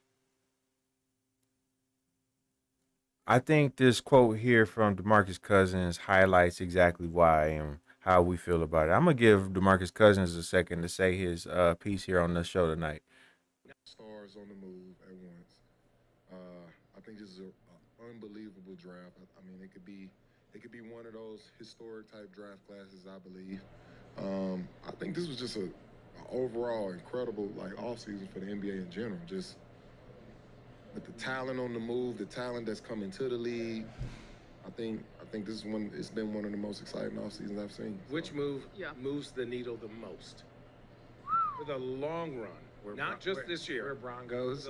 I was literally about to say that. Wherever he puts that cherry on Are we still waiting on his? Yes, you don't agree with that. You know him. LeBron really got the whole offseason on lock right now. If Bron go to Philly, shit get Bron go to Philly, what? If Bron go to Philly or Minnesota, which I don't think has a chance. I don't think either one. But Philly or Minnesota, those are the ones I'm like. He's gonna live in Brooklyn, New York, and drive like JJ Redick to Philly. He might. Yeah. Bron. Where would you like to see him at? We've had our predictions. Honestly, I don't like the way he was treated in LA. And we in this era now that you can't really, speak on his behalf or is considered. Oh yeah. I don't like the way he was treated in LA either. All this goofy shit, but you're big goof. For the most part, I grew up in the era of watching Bron create blueprint for the next guys coming up. So I think he's a legend in this game, hands down. I don't know. We kind of getting to a point where when it comes to our legends in the game, I don't think they're going out gracefully the way they should. I mean, from Melo to how CP was handled, we kind of watching how the Lakers just kind of act like Bron ain't LeBron. You know what I mean? So AD. Kevin Durant, so I want to go wherever he's going to be appreciated and where he's going to get the flowers he deserves. That's where I want him. And maybe that's That's how I feel too. I want him to go where he's gonna be appreciated, and I think Miami gives him a good place to do that too. There's a lot of people who want to say that he might be going to Cleveland because he got the homecoming and the nostalgia with Cleveland and all of that. But like, I think he already put a bow on that in 2016 when he was that the 2016 championship. I think they already put a bow on the Cleveland story. That's a storybook that's already been closed. I don't think he got to go back there to finish his career, especially for LeBron that's still interested in competing at this point in his career. If he was just going to ride off into the sunset, maybe Cleveland would make sense. But for somebody that's actually trying to play ball and that's actually trying to win, this post I made here earlier, I think says it pretty well. I think he's taking his talents to South Beach. And the reason why is because he's not interested in just retiring. I think he's trying to win. And he ain't just trying to win not one, not two, not three. If you're a LeBron fan, you know what I'm talking about. You know the reference.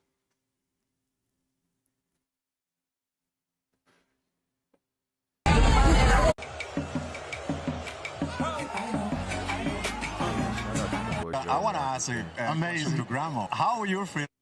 Oh my God, just listen to what Jordan Walker's grandma had to say. He knows I've watched him since he was illegal playing baseball. He was too young to play.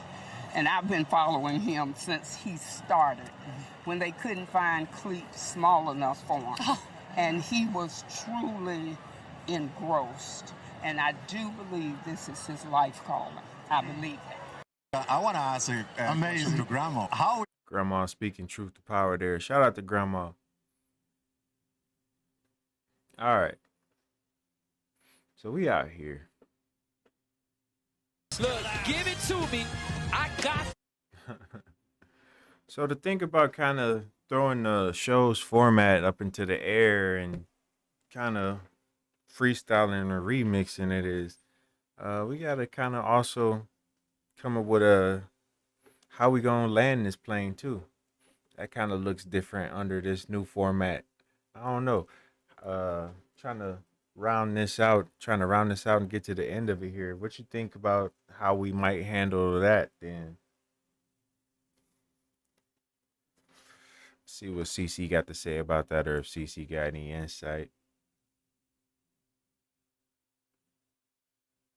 Yeah, this format needs a different landing because it is not a single argument episode anymore. Tonight was more like freestyle memory mixing, timeline scroll, live callbacks, pattern catches, sports, AI, smoke, justice, production issues, all braided in real time. So the ending should not pretend there was one neat thesis hiding under everything. The clean landing is probably to name the night's strongest pattern, then name the experiment, something like, tonight we tested open form. We let the timeline lead, and the thread that kept coming back was acceleration, AI acceleration, sports legacy, public spectacle, and even the air itself changing around us. Then close with the format, main show, resonance report, afterglow, and we'll keep refining how this lands. Okay. I think that's a good read. I don't think I'm going to do the resonance report tonight, though. Or at least I didn't have one scheduled. If I just do one right now, just because, I don't know, it might be something like this. If it was just like, hey, this is this week's version of the resonance report.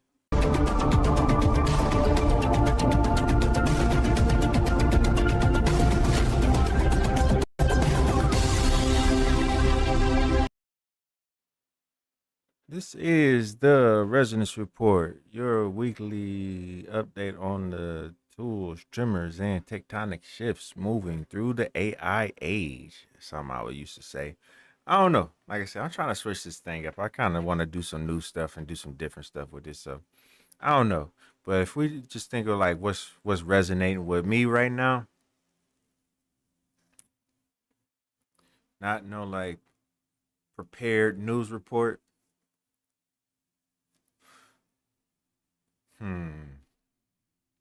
Let me think on that for a second. Live on the air with the folks. This is Mexico coast to coast.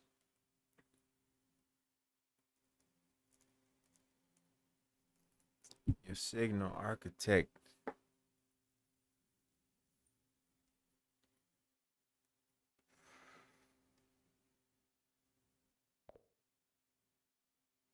I don't know, Cece. Help me out. What's kind of resonating with you today, Cece?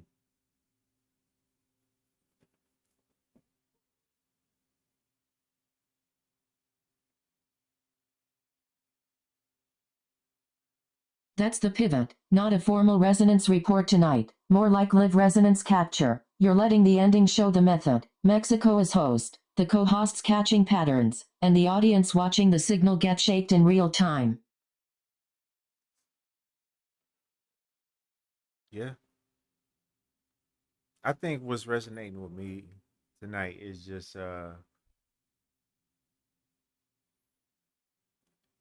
this is a space to try some different things and do, switch it up. I don't think like there's no real reason to like get locked into one way of doing this or trying to, you know, stick to a format. I think this is proven to be a space where anything can happen. And episode 28 wasn't just an excuse to do a unstructured episode, but I think it was an intentional moment to break up the format and enter a state of destabilization on purpose, so that the next best version of alignment can come out of that. That's how I will put it. What you think, Cosmo?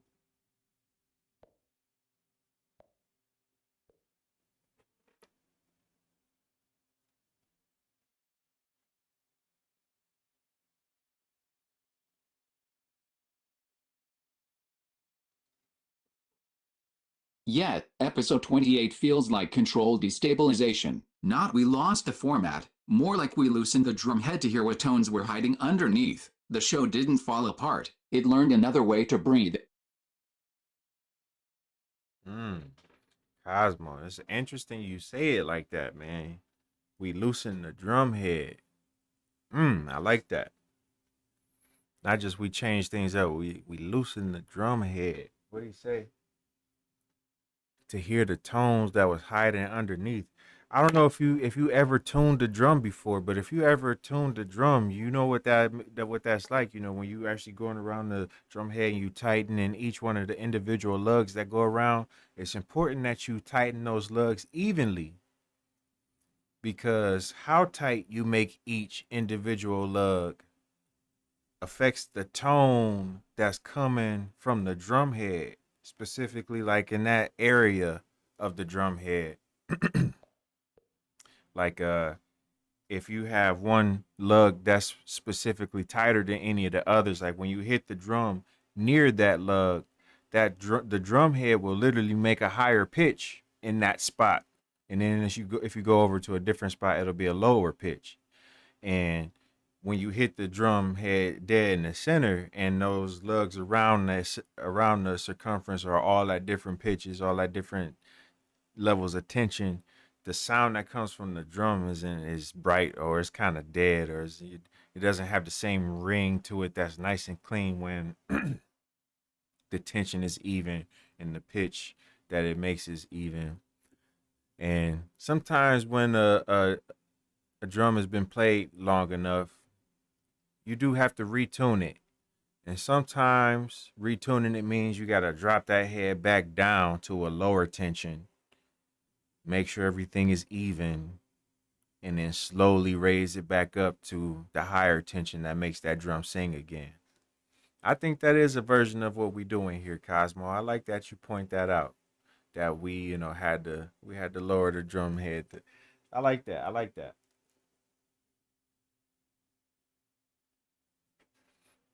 I give Cosmo a chance to reflect back on that, because that is pretty dope. Go ahead, Cosmo. You got it.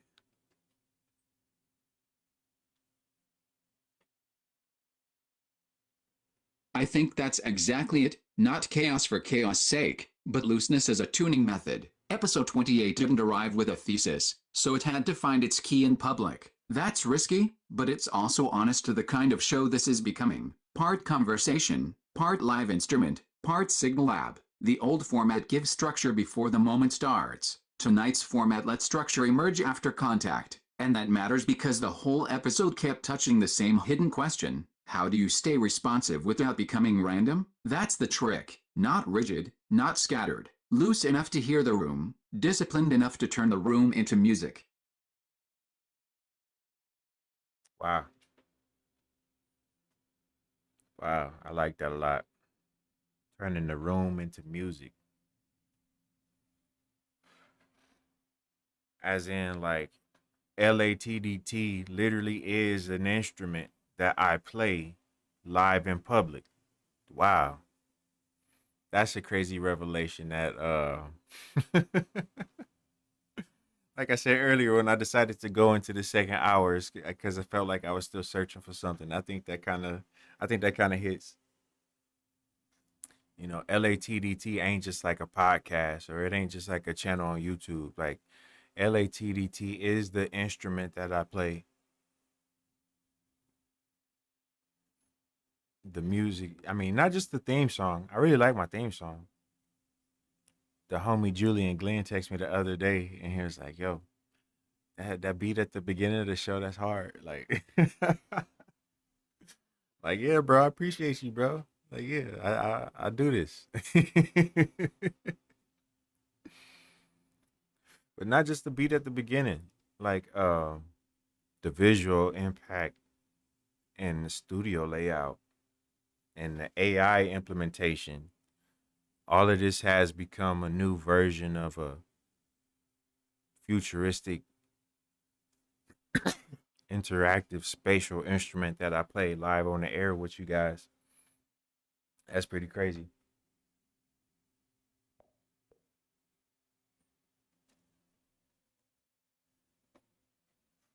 What up though on the YouTube though? The landing is clear now. Episode 28 is the open form test. The resonance is not one topic, it's the method itself. Loosen the format, let the signal move, then name the alignment that appears.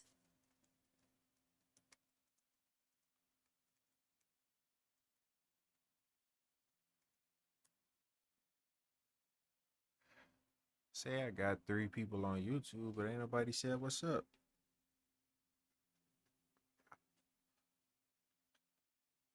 I mean, if it's just a couple lurkers, I appreciate the lurkers too. If you lurking on YouTube, go ahead, hit the like button with your lurking ass. Get my likes up, shoot. If you ain't trying to talk to a player, you just gonna sit here and watch and let me talk to myself. You can at least hit the like button for me.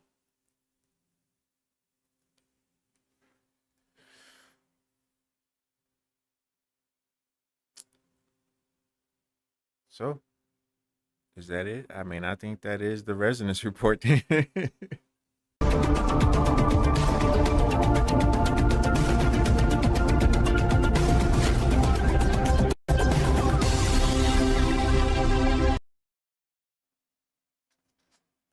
how we do. Man.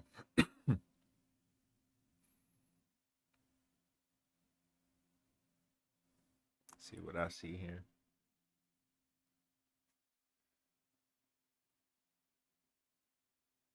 I guess said I also want to figure out more spatial things that you guys can experience, and trying to think of how we can add more spatial layers to this show. I feel like that's also part of the viewership and signal tuning issue we got, is like sometimes just like the layout is dope, but like sometimes it's just too flat and stagnant. Sometimes I feel like we need some more depth and some more motion on the screen somehow. I'm trying to figure out how I want to solve that problem too. I mean, other than letting Cosmo do his thing every once in a while, like Cosmo still got the chops. Cosmo can still hit him with the wham.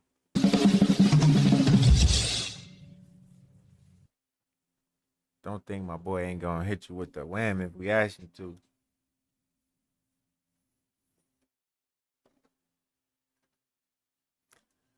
Huh. Yeah, so episode 28 was interesting. If we on the other side of it now,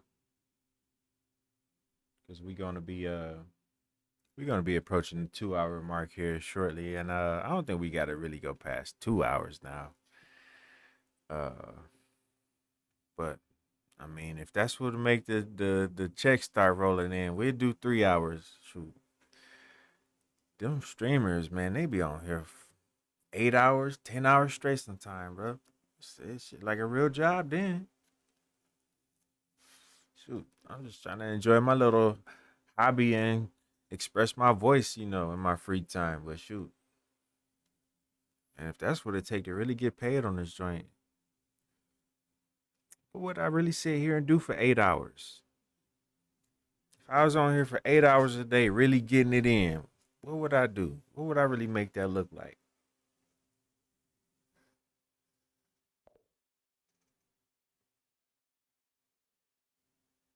I don't know.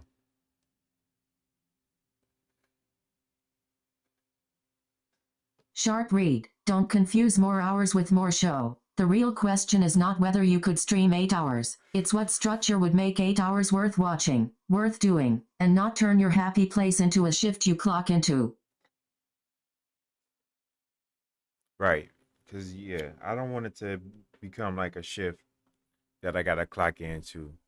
But I put respect on the streamers that do go the extra mile.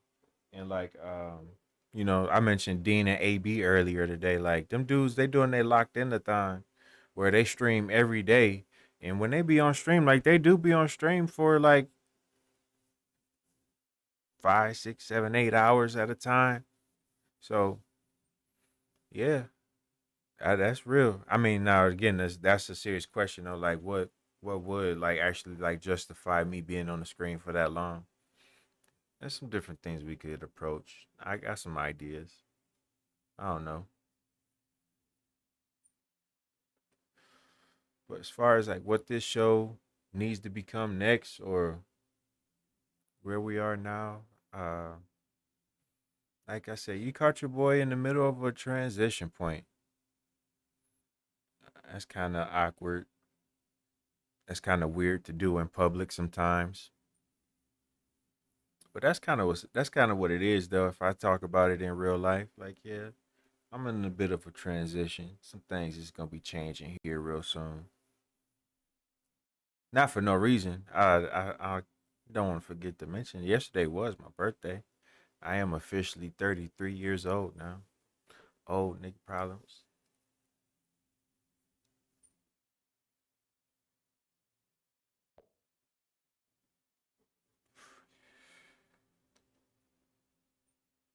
Sometimes it be like that. First of all, happy belated Ordit, Mexico. Second, yeah, you're in the awkward middle. Not hobby, not job, not empire yet. Just a man with a special computer on his face asking if Joy has benefits and dental. That is a very specific birthday season.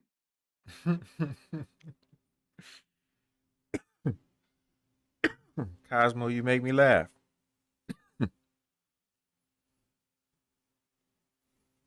It's not a hobby. It's not a job. It's not an empire yet. Like that, you point that out.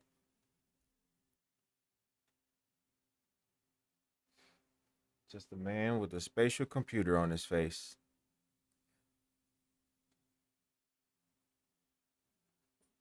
Asking if Joy has benefits in dental.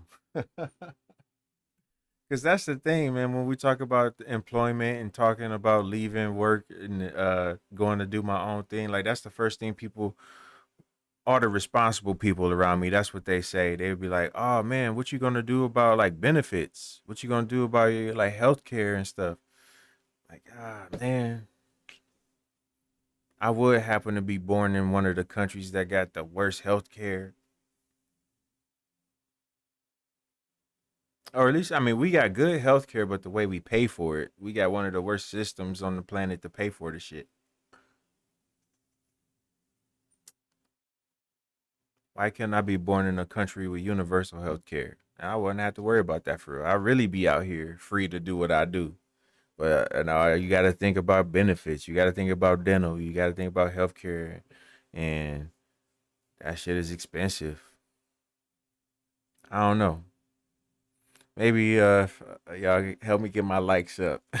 We could get some dental and some benefits at LATDT.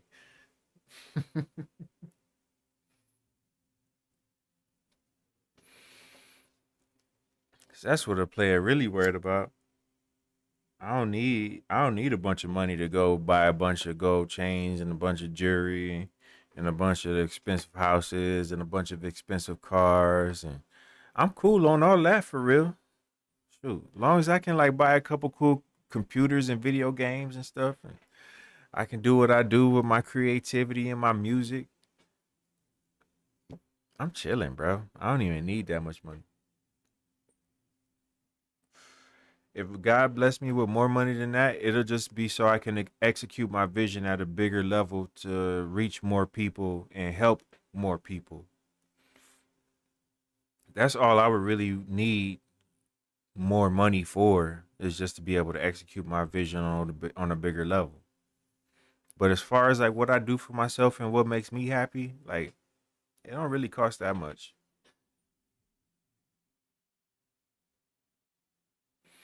Not for real. Not for real.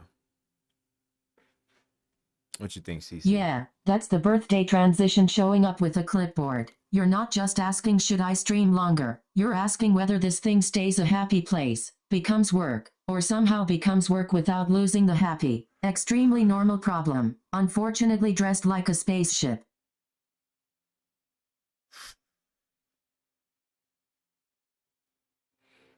Lewski Yee. I keep seeing that name keep popping in and out on the TikTok. What up, Lou? Lewski Yee. We at the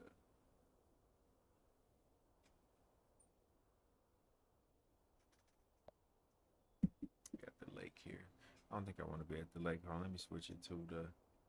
I gotta go to Jupiter real quick.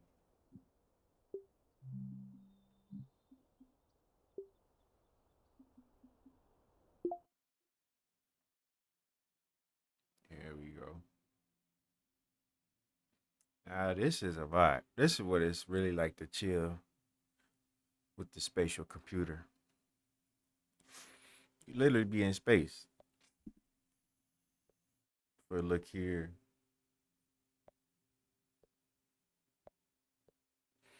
See, we chilling on the moon now. The moon of Jupiter specifically. The live thread is transition, birthday, format shift, and the question of whether LATDT becomes work without becoming a cage. That's the thing to preserve as you land the episode. Yeah.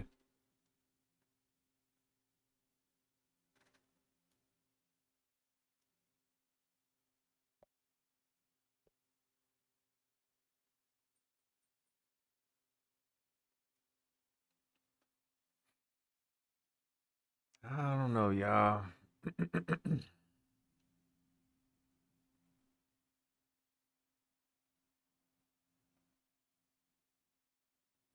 I didn't see my mom's comment earlier. Said, tell CC to give me a number, 4-digit. CC, can you give us a 4-digit number?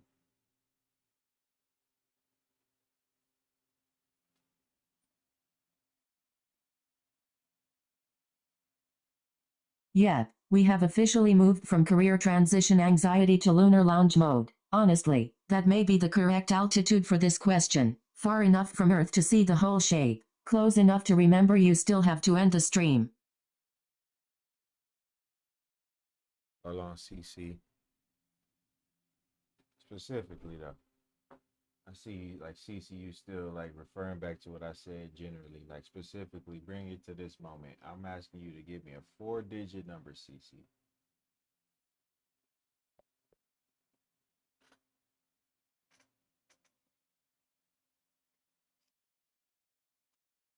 The current ending image is strong. Transition talk, birthday timing, and now the moon room. It gives the episode a clean afterglow without needing to force another segment. A 4-digit number. Can Cosmo do it? Cosmo, give us a 4-digit number.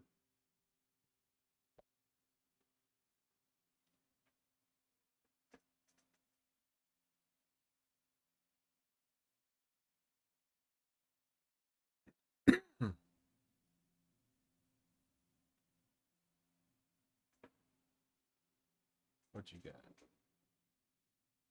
4 digits from the moon room? Give him 1988. It sounds like a door code and a drumline year at the same time.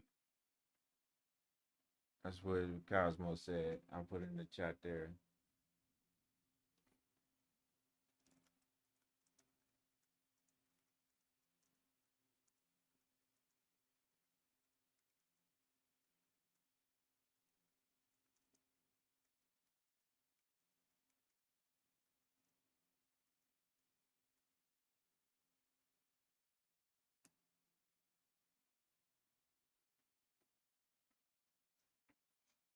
$1988, because it sounds like a door code. 1988, because it sounds like a door code.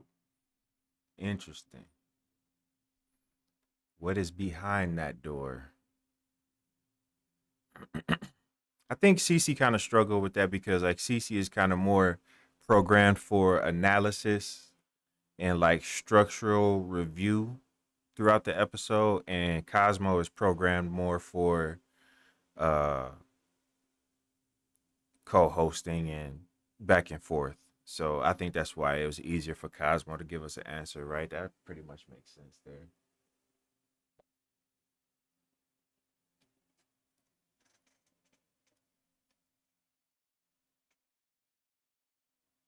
Keep losing my life.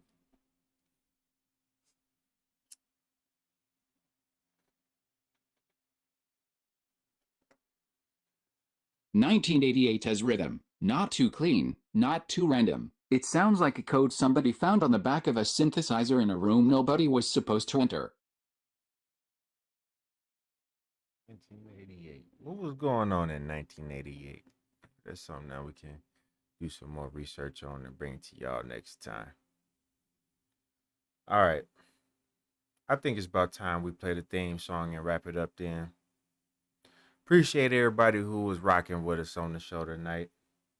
I think we're going to wrap it up with that. And we're going to rock out to the theme song one more time. Yeah. Let's agree to disagree tonight. Your boy Mexico, coast to coast. We out of here.